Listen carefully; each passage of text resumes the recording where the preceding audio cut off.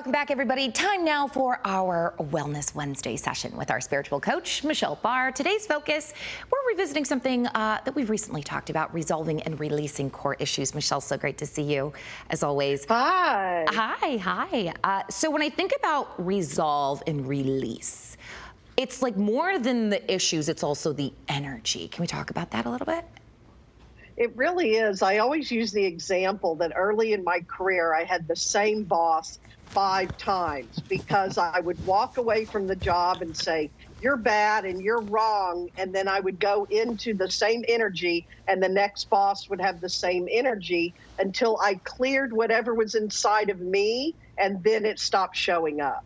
Oh, that's deep. So my mom is a big believer in saging. I am too. I know Marielle is too. We believe in cleansing the energy. But how do you, for lack of a better way, like in the inner saging, how does one do that to really create space for that new energy to kind of shift through your body?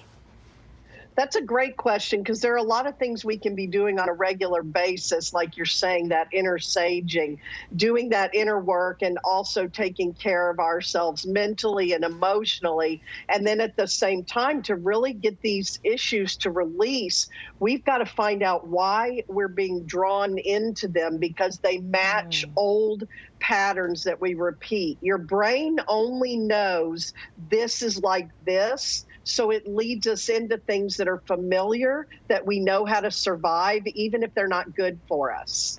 I think one of the things that I've just done in my practice is understanding that I'm not always going to be able to resolve the issue, but releasing it, or just letting go of the expectation of it, just letting go of that energy inevitably gets me to a place where I'm further along in that journey than I was to begin with. Is that possible? Does that make sense? I don't know if I explained it right. It is. I call it all your spiritual hygiene. And like you're saying, what's the inner saging? Because I don't want to wait until I'm triggered by a big event. I want to be working on my energy management and my emotional mastery, and I want to be meditating, breath work, journaling, yoga, movement, any kind of mindful movement, meditation, reading, listening to music, whatever those things are, and taking care of that mental and emotional health so that I don't get triggered and go into crisis. So what are your daily spiritual practices and personal practices that you can add in that bring you that peace and calm?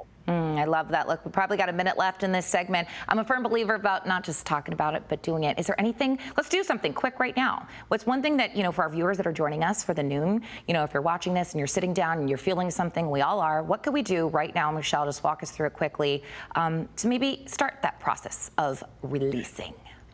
Yeah, this helped me a lot. When I noticed I was getting really triggered by something, I first asked myself, how is this making me feel? I took the focus off the other person. And once I identified this is making me feel shame or guilt, whatever it is, then I said, who else in my life has made me feel this? And then you're able to see patterns. It can be coworkers, bosses, parents, family, so and it'll repeat and repeat.